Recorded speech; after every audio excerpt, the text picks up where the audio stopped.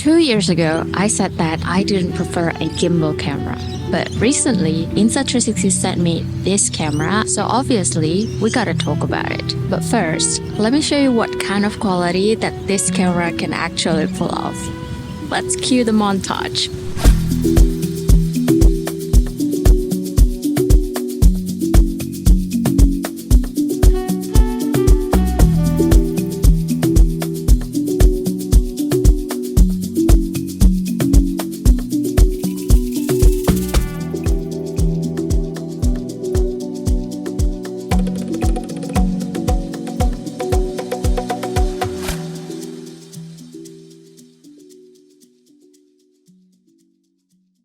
So this is the Insta360 Luna Ultra. I have the black version of it, but this also comes in white color. And the bundle that I received was the creator bundle, which honestly, for creators, it's the best bundle to get. It's quite a complete package, and don't worry, I'll show you everything today about the Luna Ultra. I'll be taking this camera across Melbourne from daytime to nighttime, so you can see clearly how this camera works. But before we go anywhere, let's start with the size, because for someone like me, this is actually the first thing that I want to know. So these are all the cameras that I would say comparable to the Luna Ultra side by side. I'd say the Luna Ultra sits in the middle, not the smallest, not the biggest, but for what it can do, it's actually more compact than it looks. And of course, I'm going to show you the back test. Fortunately, the Luna Ultra and the case still fits in my small handbag. I can still even fit my iPhone 17 Pro in it as well, which at first I didn't think it was possible. I've tried putting it in my pocket, but most of my jeans are pretty tight, so it won't fit. But if you have a coat or if you're wearing loose pants, it does fit, but it's still gonna look a little bit bulgy around the side of your pants. So for the ultimate comfort, I'd still prefer to put it in a bag. Just something that's good to know before going in. Now, let's go shoot some stuff outdoors. One thing that I love about living in Melbourne is that every weekend there's always market happening somewhere. Right now we are at one of probably the most famous one. This is the Camberwell Sunday Market. It's always on one of those must-do Melbourne lists, but I also think this is the perfect spot to test the Luna Ultra, both for vlogging and also for cinematic B-roll. Let's go check out the market. So right off the bat, what got me genuinely excited with the Luna Ultra is that it is the first Insta360 camera to feature a 1-inch sensor and a 10-bit color. I know, right? What the heck does that even mean? To put it simply, a bigger sensor is like a bigger window. More light comes in, which means better image quality in any condition, especially low light. And 10-bit color, it just means it preserves more shadow and color detail in high dynamic range scenes. Example, when the sun is really harsh, or when you're backlit, or when your shadow is too strong. So ultimately, with these two qualities combined, you have a lot more room to adjust in editing. Now, these two lenses were co-developed with Leica. I know, they look huge, but these are also what makes this camera so great. The left one is the main lens with the biggest sensor, which is the 1-inch that we talked about before, while the right one is the telephoto lens, where you can get a nice crisp footage for up to 6 times lossless zoom, and even push to 12 times through a 6 times crop. Woo woo woo. Basically, if you're using the 12 times zooms, it's going to be a little bit lower in quality, but it's still really good, don't worry. Now, what I really love about vlogging with this camera, especially in a public space like the Camberwell Market, is that you can capture things closely from a distance without having to physically move. The telephoto lens will do all the hard work for you without you making anyone feel uncomfortable. Even at 6 times zooms, the sharpness and the detail is still really good. I mostly just use the 2 times to 6 times zoom, but really the 12 times zooms is still genuinely usable, and you'll definitely never know when you're gonna need it. If you're doing a lot of vlogging and you're wondering how wide the Luna Ultra lens is, I would say it's just about enough to fit yourself in a frame if you want to do like a selfie mode, and maybe 2 people if you're extending your hand all the way. If you get the creator bundle though, it does come with an ultra wide lens that will give you about 1 centimeter wider on your frame. It's not a lot, but generally for vlogging, I prefer the wider look, so this lens is a must at all times for me. Okay, so right now I'm in front of this store called Cherry. I'm gonna put my partner's POV to show how far I am right now from the store, just to kind of show you how it looks from this angle and from this distance. So from this distance, you can see the whole store, but I'm going to put the ultra wide lens. So this is with the wide lens on. It's not really making that much of a difference, but it still kind of gives you more of a room to show. Now, when you're vlogging on the go, you do want to remove frictions of going through the menu just to get to the things that you use often. With the Luna Ultra, you can do it by taking advantage of these two customizable buttons under the screen. So right now, I use the left button to swap photo and video mode or enter the barrel roll. I know that the barrel roll mode is pretty niche, but lately I do enjoy using it. And for the right button, I use it to control the EV meter and to lock the gimbal. So these two customizable buttons are actually pretty useful to me because sometimes when you're shooting out in a broad daylight, the screen can get a little bit glary, and at night the screen can also get a bit too dark to see. So having a customizable buttons genuinely removes the friction of going through the menu for me. Though I do wish they could add pure video mode, audio mode, sound direction, or even the focus mode into these customizable buttons. Those are things that I would use a lot more and need a quick buttons for. So yeah,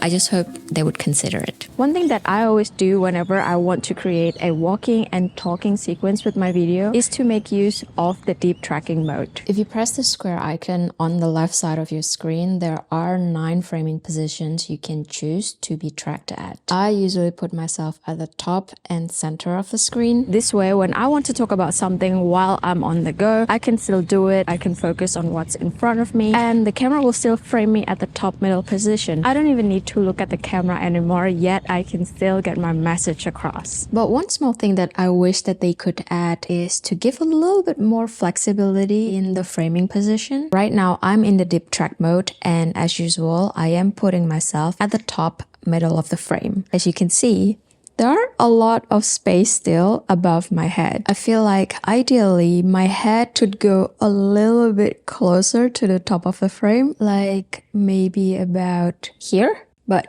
I'm not tracking right now. So yeah, I'd love to see more range added here eventually. Now, speaking of tracking, the Luna Ultra is definitely the best one yet from what I've experienced so far. I've tried it a couple of times where I had it tracking me from afar in a crowded place, and it doesn't matter how many people walking past by me. For a few seconds, it even lost me. But once I moved out of the crowd, the deep tracking somehow still recognized me and then followed me through the end. And not gonna lie, I was really impressed. Anyway, we're now at a different location. We're not at Camberwell Market anymore. We are at South Melbourne Market. We got our second coffee here. Billy got another oat magic. I got a filter coffee. We also got some pastry from Agatha. Papanele. We got a pandan croissant. And then we got this flan heart. With the Luna Ultra, getting close to a subject and keeping them in focus is never a problem. For vlogging, I keep my focus on auto. This way, I don't have to think about it. I do like to use the manual pick focus too, which was what I did here, but I'm just too forgetful to put it back into autofocus again. So for quite some time, I was out of focus here because I simply forgot. I guess that's another learning point for me. I do need to keep myself on autofocus at all times. And another thing that I noticed was how good the color temperature sensor in Luna Ultra is. As you can see in this clip, the sun was coming in and out of the clouds and the light hit my face in different ways. But somehow the sensor adjusted my skin tones to stay accurate and natural. This was all shot on auto white balance, by the way. One thing that I actually haven't talked about is the built-in audio. Right now, there are so many noises around this area. You can hear all the birds chirping. They're pretty loud. But I think this is also the perfect area to test out the audio. So I'm gonna put you onto a tripod here. Right now, we are on the front directional mode. Front directional mode means you can hear me only from the front. So I'm gonna go around and see whether you can still hear me or not. So right now, I'm on the side, and then now I'm on the back, and then I'm also on the other side, and now I am going back to the front. Let me know how does this sound. I just changed the directional mode into front and back. I'm gonna walk to the back and you probably can hear me as well. Sometimes I do feel like the back microphone kind of works better than the front. You tell me. Another thing that I want to say about the back microphone is that it comes with a protection from the wind, so that's a good thing. There's a little bit of wind here and there. There's also a noise reduction mode on the settings too if you want to use it. But yeah, let me know. I'm on the side right now and we're going to the front again. Okay, right now we're on the omnidirectional mode. Technically, not only you can hear me clearly, but probably also the bird and an occasional train on the other side. But I'm gonna go around again, see if you can still hear me when I'm on the side, and then going to the back and also on the side. So yeah. Let me know what you guys think about the built-in audio on the Luna Ultra. I do feel like even without an external microphone, you can still use the Luna Ultra, and the audio that you're getting is still gonna be really good. But also, don't forget, you have this too. It's definitely no longer a secret that you can detach Luna Ultra's screen and use it as a remote and also a microphone. But I'm here to reinforce just how good this feature actually is. This is a screen and a remote and also a microphone. How cool is that? I'm gonna let you track myself and then I'm gonna go as far as I can. Alright, I'm actually really far. Let me zoom into myself. 2x, 3x, 6x. Yeah. So now you can see me and you can hear me. Tell me, how does this sound? Tell me, how does this look? Personally, this is the biggest factor that made me sold on the Luna Ultra. Everything else to me is a bonus. This is the winning factor. And also, look at how beautiful Melbourne today. I guess the really good thing about having this remote is you can be anywhere in the world alone with your camera and you can just film by yourself. You don't need anyone to help you. You don't even need to sacrifice your phone battery so that you can see yourself. You can just do it by detaching this remote and go. So if you're a solo creator, a solo traveler, even if you're a beginner, this camera will definitely remove a lot of unnecessary friction in your workflow. For this video, I'm shooting on iLog, which is a flat color profile that gives you a much more room to edit in post. Whether you want to control the exposure or color, the Luna Ultra now makes it accessible for you to do that. And even when shooting on iLog, especially if you're a run and gun vlogger, I'd still recommend you to use auto ISO, auto white balance, and auto shutter speed. That's what I do anyway. But if you don't want to deal with any color grading, there are color profiles that you can use from Leica. I'm going to show you a few of them in here so that you can see the difference. This built-in color profile are what makes the Luna Ultra great for beginners, especially if you want your vlog footage to look cinematic straight out of the camera. And another cool thing about it is that you can set the strength of the color profiles too. So if you found it a little bit too strong, you can set the intensity to medium or even low. But all the ones that I showed you here, I shot them at the high intensity level just so that you can see the difference clearly. Now Laura, what about for photos? I personally don't really take a lot of photos these days because I'm just too self-conscious about it, but I'm still glad you asked because I did take a few photos with it and the results is actually pretty great. All of these photos were taken with Luna Ultra and I shot them at different focal lengths, by the way, but I did enjoy using the telephoto lens for portraits because you get a little bit of a bokeh blur background with it. But if you want a lot of blurry background, you do have to get really close to the object. And also, this is another good case where the remote of the Luna Ultra can be very useful. All the photos I took of myself, I shot it on my own just by placing the camera on a tripod, and then I used the screen to check my framing, and that's it. I took the photos with the remote. And there's also one other thing that you can do to take photos with the Luna Ultra. It's the panoramic photo. It's honestly quite mind-blowing. The wide panoramic format is 200 megapixels. The idea is that it takes multiple telephoto photos and then it stitches it together into a single 200 megapixel photo with a 2:1 aspect ratio. That's why when taking this, it's best that you're on a stable or a flat surface. I only took one photo for this because it was golden hour and I think it was just the perfect timing to do it. But as you can see here, this is the Yarra River shot, Melbourne at its finest weather. And now let's zoom in. I'm trying not to invade anyone's privacy here, but isn't it crazy that I actually can see the phone number of this boat? And look at the details on these windows. They're actually